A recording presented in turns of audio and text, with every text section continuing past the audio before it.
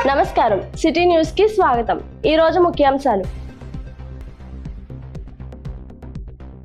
సచివాలయం సందర్శించిన ఎమ్మెల్యే నాయకర్.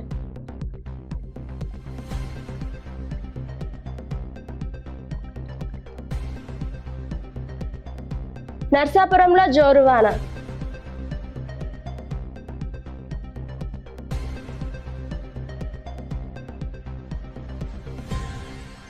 మద్యానికి బానిసై తండ్రిపై దాడికి పాల్పడిన తనయుడు.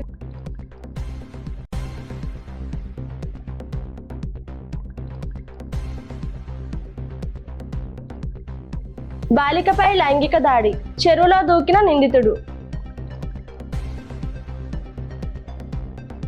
ఇప్పుడు కాసేపు ప్రకటనలు. శ్రీ శంకర ఈఎన్టీ హాస్పిటల్ ప్రారంభించి ప్రథమ సంవత్సరం పూర్తయిన సందర్భంగా వార్షికోత్సవ శుభాకాంక్షలు. డాక్టర్ యాళ్ల ప్రియా రమేష్ గారు, MBBS MS ENT, chairman and consultant ENT surgeon, head and neck surgery, 6,000+ successful surgeries, 18,000+ successful treatments, 100% success rate, advanced endoscopic ear and micro ear surgeries, advanced endoscopic nose and sinus surgeries, pediatric ENT surgeries, adenoids and tonsillitis, critical care microscopic head and neck surgeries, 24/7 ENT emergency and critical care. Sri Shankara ENT Hospital, అత్యాధునిక చెవి ముక్కు గొంతు hospital, union bank ఎదురుగా bank street, Palakollu. Cell number 9542374424.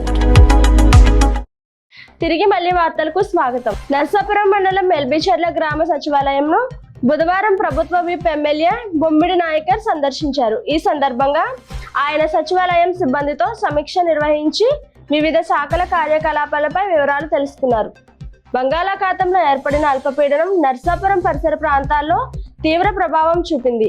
3 రోజులుగా కురుస్తున్న వర్షాలు పలు పల్లపు ప్రాంతాలు జలమయమయ్యాయి. దీంతో కాలనీ వాసులు రాకపోకలు ఇబ్బందులు ఎదుర్కొన్నారు. మద్యానికి బానిసై తండ్రిపై దాడికి పాల్పడిన తనయుడిపై నర్సాపురం పట్టణ పోలీసులు బుధవారం కేసు నమోదు చేశారు. ఎస్ఐ సిహెచ్ జయలక్ష్మి తెలిపిన వివరాల ప్రకారం చలువపేటకు చెందిన పుచ్చకాయల నవీన్ 35 సంవత్సరాల యువకుడు మద్యం సేవించి తరచూ తల్లిదండ్రులతో గొడవ పడుతుంటాడు. ఏపీ కాకినాడ జిల్లా తునిలో 8వ తరగతి బాలికపై లైంగిక దాడి కేసు. నిందితుడు నారాయణరావు చెరువులో దూకాడు. అర్ధరాత్రి తుని పోలీస్ స్టేషన్ నుంచి జడ్జి ఎదుట హాజరుపరిచేందుకు తీసుకెళ్తుండగా ఈ ఘటన జరిగినట్లు సమాచారం. ఈ వార్తలు ఇంతటితో సమాప్తం. మరో కొన్ని వార్తలతో కలుసుకుందాం. నమస్కారం.